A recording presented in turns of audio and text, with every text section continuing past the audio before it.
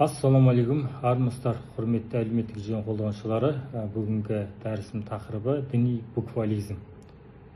Діни буквализм дегеніміз тек қана діни мәтіндердің тексттерінде жазылған ақпараттарды ғана қабылдап, басқа да философиялық, логикалық ақпараттарды қабылдамайтын адамдарды діни буквалистер деп атаймыз.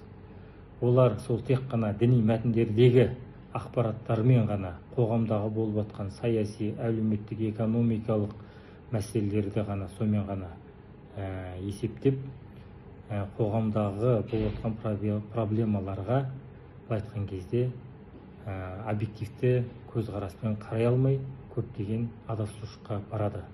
Сондықтан да діни буквализм бұл қоғамның дамуына, мемлекеттің дамуына және де қоғамымыздағы үлкен проблемалардың әпкелуіне себеп болады. Осы діни буквализмнен көптеген адамдар діни фанатизм, фундаментализм және радикализмге барады. Радикалдық көзқарастар адамдар бұл экстремистік әрекеттерге барып, террорлық актер жасап жатады. Сондықтан да біз діни буквализмнің қауіптілігін айтқымыз келеді. Бұл буквалистік тұрғыдан арылу үшін біз дінді түсінетін кезде Қазақстан мұсылмандар діни басқармасы немесе осы жергілікті жерлердегі дінтанушы теологтардан діни білім алған дұрыс. Бұл діни буквализмнің бірден-бір көрінісін 2008 жылдары байқадық.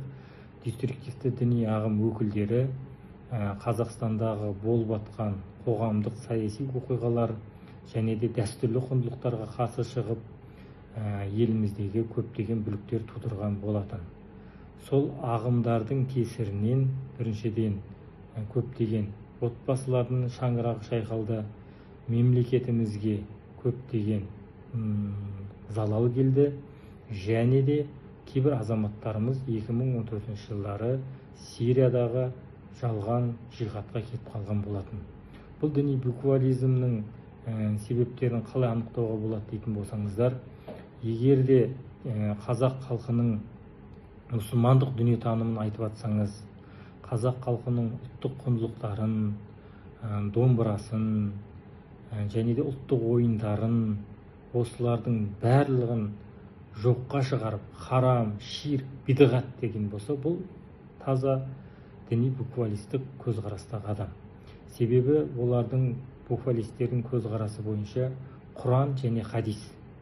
Құран, хадисте бар болса ғана біз мойындаймыз, Құран және хадисте болмаса мойындамаймыз. Сол себепті де кейбір жат ағым өкілдері пайғамбарымыз кімде-кім киімі тобықтан төмен болса, ол тозақтық деген хадисті алып, бүкіл шалбарларын бәрін кесіп тастаған біз ағымды да білеміз.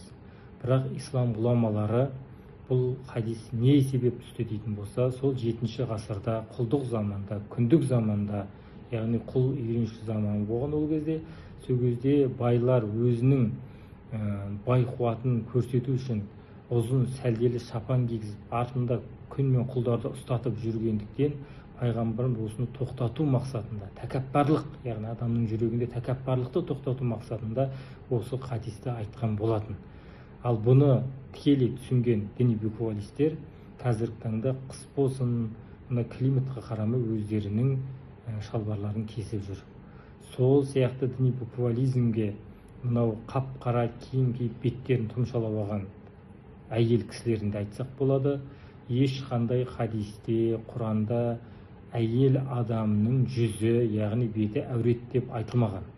Бірақ бұны айтқан шейхтар бар. Бұл арабтың шейхтары, бірақ сол шейхтардың айтқан парыз міндеттеп, мына біздің қоғамда не істеп жүр? Беттерін тұмшалап алған әйел кісілер жүр. Әрине, ислам дінде хижаб деген бар. Хижаб дегеніміз бұл біріншіден тосқауыл, перде деген мағынаны береді. Неден тосқауыл? Бұл арсыздықтан, ұятсыздықтан. Сондықтан да жүректің хижабы, көздің, құлақтың хижабы болу керек. Міне содан кейін барып, адам өзінің мұсылмандығын көрсету үшін орамал, жаулық, кимешек кисе болады.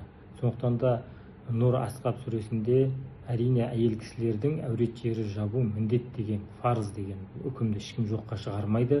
Бірақ оны қалай кию керек, әрбір ұлт өзінің психологиясына, менталитетіне, климаттық орналасқан жеріне сәйкес киген. Сондықтан да біздің қазақ ата бабаларымыз мұсылман болған. Сол мұсылманға сәйкес кимешек, сәукеле киген болатын. Және де өздеріңізге белгілі, үйленуге қарам болған ағасына, әкесіне, туған туыстарына қыз балалардың шашын көрсетуіне болады. Бөтен үйленетін адам болса, онда әурет жерін жабу керек. Сондықтан да біз қазақ халқында жет ата деген болған. Бұл басқа этностарда жоқ, бізде ғана бар. Сол қазақ халқы жет атаға дейін қыз алысып, қыз берісу өте үлкен күнә болған. Оның жазасы да өлім жазасы болып тұрған. Сондықтан да осы құндылықтарды ұстағандықтан бір рудың, яғни наймандар болсын, немесе ұлы жүздің үйленуге қарам болатын болса, сол ауылдың өкілдері сол қызға аға, қарындас ретінде қарағандықтан олар шаштарын өсіріп, тақия, бөрік киіп жүрген. Ал қашан басқа руға үйленген кезде сәукелесін кигізіп аттандыратын болған. Сәукелесін кигеннен кейін сол жерге барғандықтан орамалын таққан, ақ, көк, жасыл, қызыл түсті орамалдар таққан. Қазақ халқында қараны қай кезде жамылады? Күйеуі қайтыс болған кезде қара жамылған. Сондықтан да бізде қара бұл жаман ырымның да белгісі. Міне көріп отырсыздар ғой. Сондықтан да ислам дініндегі мынау әрбір ақпараттардың түсу себебі, оның тәпсірі түсіну үшін біз ғұламаларға жүгінуіміз керек. Бұл ең үлкен ғұлама имам Азам Абу Ханифа фиқх саласында, сосын осы хадис саласындағыдағы имам Науави, Ибн Хажар Асқалани деген сияқты ғұламалар бар. Міне солардың тәпсірін көру керек, не үшін айтып жатқанын. Ақида саласында имам Машғари, Матурди бар.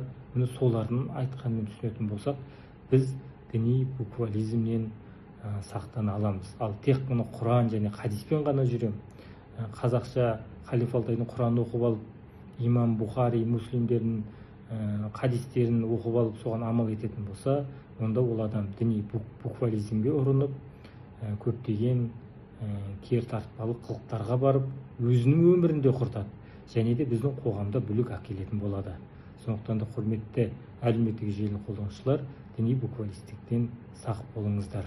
Тек қана ресми сайттардан ғана ақпарат алыңыздар, және де имамдардан ғана ақпарат алып, ілім жолын алған дұрыс.